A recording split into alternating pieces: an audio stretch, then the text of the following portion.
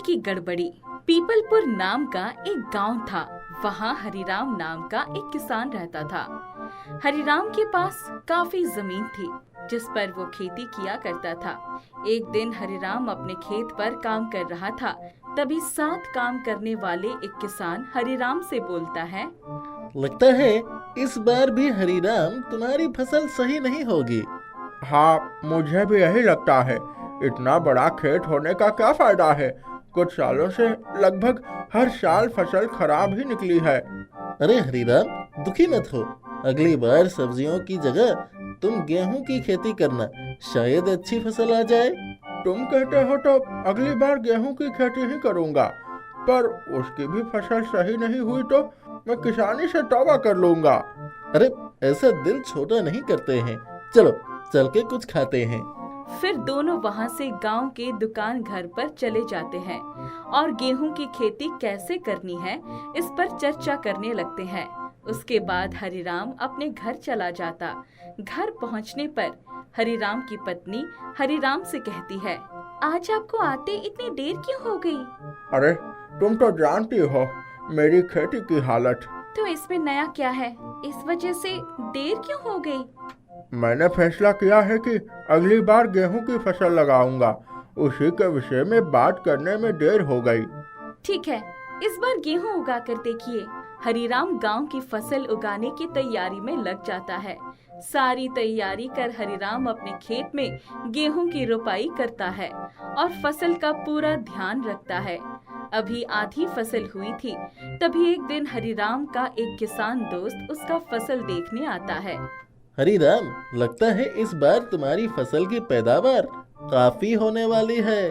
ईश्वर की मेहरबानी है कि इस बार फसल अच्छी होगी। सब कुछ सही रहा तो मैं तो यही सलाह दूंगा कि इसके रखने का कोई इंतजाम कर लेना, नहीं तो कटाई के बाद रखने की समस्या आएगी। अब मैंने तो इसके बारे में सोचा ही नहीं। मैं इसे रखने के लिए इंतजाम में लग जाता हूँ। हरिराम फसल को रखने के लिए झोपड़ी बनाने में लग जाता है। गेहूं की पैदावार हरिराम की उम्मीद से काफी ज्यादा हुई। कुछ दिनों में कटाई का समय आ गया। हरिराम ने गेहूं की कटाई पर झोपड़ी में भर दिया। हरिराम पैदावार से काफी खुश था। हरिराम की पैदावार देखने उसका किसान दोस्त आया। हरिराम, तुम्हारी पैदावार उम्मीद से भी काफी अच्छी हुई है। हाँ, दिल खुश हो गया। पर इतना फसल तुम गांव में बेच नहीं पाओगे। तुम्हें पास की मंडी में गोदाम किराए पर ले लेना चाहिए। हाँ, मैं भी सोच रहा था इतना गेहूं बेचूंगा कहाँ। मैं कल ही जाकर गोदाम ले लूंगा। अगले दिन हरिराम मंडी में गोदाम लेने चला जाता है। वहाँ पहुंचकर हरिराम गोदाम मालिक से बात करता है। मुझे गेहूं रखने के लिए गोदाम लेना है। हाँ, अभी काफी गोदाम खाली है, तो भैया एक गोदाम मेरे नाम पर चढ़ा दो। ठीक है, कल तुम अपनी फसल लाना और गोदाम की पर्ची कटवा लेना। ठीक है, मैं कल आता हूँ। तुम एक गोदाम ठीक करके रखना। हरिराम वहाँ से आकर गेहूं को बैलगाड़ी पर लादने लगता है और अगले दिन सारा गेहूं लेकर मंडी पहुँच जाता है। वहाँ पहुँचने पर गोदाम मालिक, आपकी फसल तो काफी अच्छी है। आप अपना सामान 7 नंबर के गोदाम में रखवा दो। ठीक है।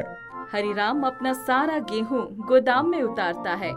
उसके बाद गोदाम मालिक से बोलता है, भैया पर्ची काट के दे दो और गोदाम की किताब में नाम चढ़ा दो। हाँ, मैं वो करता हूँ। पर ये तो बताओ कि इसे बेचोगे कैसे? मैं खुद ही यहाँ रहकर किसी अच्छे ग्राहक से बेचूंगा। तुम क्या रोज रोज आओगे? हफ्ते भर बाद आना, उस वक्त ढेर सारे ग्राहक आएंगे। ठीक है, तुम कहते हो तो मैं एक हफ्ते बाद ही आऊंगा। हरिराम गोदाम की पर्ची कटवाकर वापस घर आता है। एक हफ्ते इंतजार करने के बाद हरिराम मंडी गया और गोदाम मालिक से बोला, चलो मुझे मेरे गेहूं दिखाओ।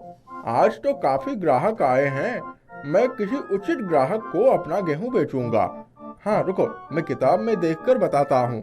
गोदाम मालिक किताब में हरिराम का नाम देखता है और बोलता है, हरिराम, तुम्हारी गेहूं 3 नंबर गोदाम में रखी है। अरे नहीं भैया, मेरा गोदाम 7 नंबर वाला था। अरे नहीं, मेरे किताब में लिखा हुआ है तुम्हारे नाम के आगे 3 नंबर। हरिराम सोचता है, हो सकता है मुझसे ही सुनने में गलती हो गई होगी। चलो 3 नंबर को ही देख लेता हूँ। हरिराम अपना गेहूं देखने चला जाता है। हरिराम को गेहूं देखने के बाद काफी गुस्सा हो जाता है। वो गुस्से में गोदाम मालिक के पास आता है। ये तो मेरी फसल नहीं है, मेरी फसल कहाँ है? तुम्हारी फसल नहीं है इसका क्या मतलब? तुम्ही ने तो रखी थी, ध्यान से देखो वही है। नहीं, तुम चोर हो, ये मेरी फसल नहीं है। मेरी फसल 7 नंबर गोदाम में है, मुझे वो दिखाओ और किताब भी जिसमें तुमने लिखा था। चलो दिखा देता हूँ। हरिराम 7 नंबर गोदाम देखकर हैरान रह गया।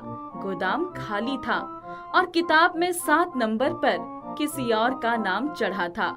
गोदाम देखकर हरिराम बोला, इसलिए तुमने मुझे हफ्ते भर बाद आने के लिए कहा था। तुमने मेरी सारी फसल बेच दी। अरे ये तुम क्या बोल रहे हो? तुम्हारा फसल तो रखा ही हुआ है, जाकर बेचो। और इस तरह के इल्जाम मत लगाओ, मेरे भी इज्जत है और कोई सबूत है तो वो दिखाओ। हरिराम सोच में पड़ जाता है क्योंकि उसके पास जो पर्ची थी उस पर गोदाम का नंबर नहीं लिखा था। अभी हरिराम सोच ही रहा था, तभी गोदाम मालिक बोला, जितनी जल्दी हो सके गेहूं बेचकर हटा लेना, वरना मैं हटवा दूंगा। हरिराम थोड़ा सोचकर ठीक है कहकर वहाँ से चला जाता है। वहाँ से निकलकर वो चिरंजीवी के घर पहुँचता है। बताइए आपकी क्या समस्या है? हरिराम चिरंजीवी को पूरी बात बताता है। अब तुम्हें ही कुछ करना होगा, तुम ही सबूत जुटा सकते हो। ठीक है, मुझसे जो बन पाएगा मैं करूँगा। चिरंजीवी हरिराम से कुछ सवाल पूछता है। हरिराम से बात कर चिरंजीवी गोदाम मालिक के पास आता है। क्या तुम ही हो जिसने हरिराम की फसल चुराई है? मैंने किसी की फसल नहीं चुराई है। मुझे वो गोदाम की किताब दिखाओ। गोदाम मालिक चिरंजीवी को किताब दिखाता है।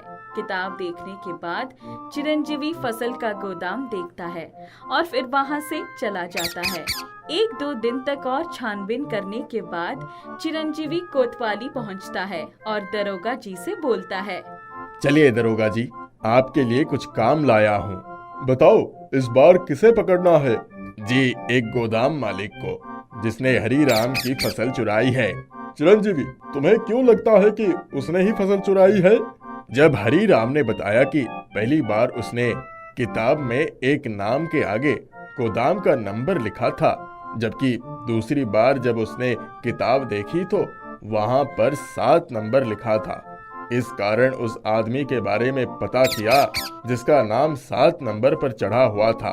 तब पता चला कि वो गोदाम मालिक का भाई है और जब मैंने पता लगाया तो मुझे पता चला कि वो हूबहू गोदाम नंबर 3 में रखे हुए गेहूं की तरह है। तभी मुझे माजरा समझ आ गया।